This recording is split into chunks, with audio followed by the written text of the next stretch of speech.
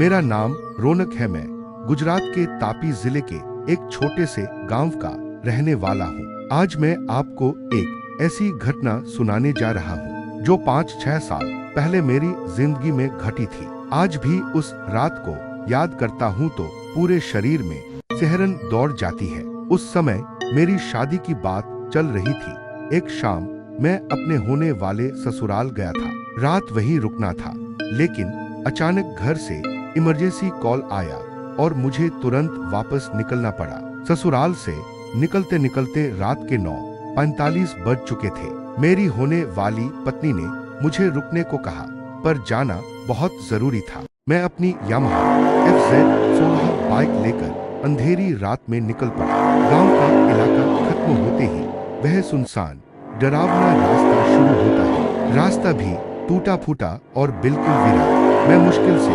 1-2 kilometre ही आगे बढ़ा था कि अचानक सड़क पर एक सफेद रंग का खरगोश दिखा। जैसे ही मेरी नजर उस पर पड़ी, मेरी बाइक अपने आप रुक गई। मैं बाइक पर बैठे बैठे उसे देख रहा था। कुछ ही पलों में वह झाड़ियों में कूदकर गायब हो गया। मैं उसी तरफ देख ही रहा था कि अचानक मुझे महसूस हुआ कि किसी ने मेरे कंधे पर हाथ रखा। वह हाथ इतना ठंडा था जैसे किसी ने बर्फ का टुकड़ा रख दिया हो। मैं डर से थम गया, धीरे से पीछे मुड़ा, लेकिन वहां कोई नहीं था। रात और भी खामोश हो गई। ऐसा लगा जैसे मेरी सांसें ही रुक जाएंगी। तभी पीछे से एक आवाज आई, कहाँ जा रहे हो? वह न आदमी की आवाज थी न औरत की, जैसे कोई इंसान ही ना हो, कुछ और हो।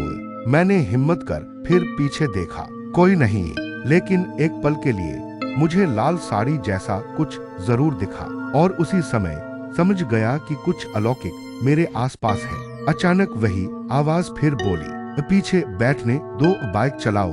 मेरी रूह कांप गई और तभी मुझे महसूस हुआ कि कोई मेरे पीछे आकर बैठ गया। उसी क्षण बाइक का वजन एकदम भारी हो गया और मेरी बाइक जो हमेशा तेज चलती थी, अब सिर्फ 35 km/h की स्पीड पर चल रही थी। चाहे जितना एक्सेलरेटर देता, स्पीड बढ़ती ही नहीं थी। थोड़ी दूर आगे एक नहर आती है। जैसे ही वहां पहुंचा, वह आवाज बोली, यहीं रोक दो, मुझे उतरना है। मेरी बाइक धीरे धीरे 35 से 30 पर आई और फिर अचानक बाइक हल्की हो गई, जैसे पीछे कोई बैठा ही नहीं था।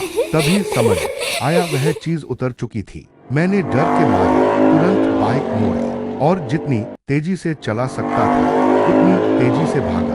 अब बाइक अपनी असली स्पीड पकड़ने लगी। 90 km/h से दौड़ती हुई मैं सीधे घर पहुंचा, कमरे में गया और बिस्तर पर गिर गया। पूरी रात मेरे कानों में वही आवाज गूंजती रही, कहाँ जा रहे हो? अगले 2 दिन मुझे तेज बुखार रहा। धीरे धीरे तबीयत ठीक हुई, लेकिन उस रात का अनुभव आज भी मेरी रूह हिला देता है। तब से मैंने कभी भी उन सुनसान रास्तों पर रात में अकेले जाना बंद कर दिया है। यह सच्ची घटना है जो मेरे साथ हुई। जिंदगी में ऐसी और भी कई घटनाएं हैं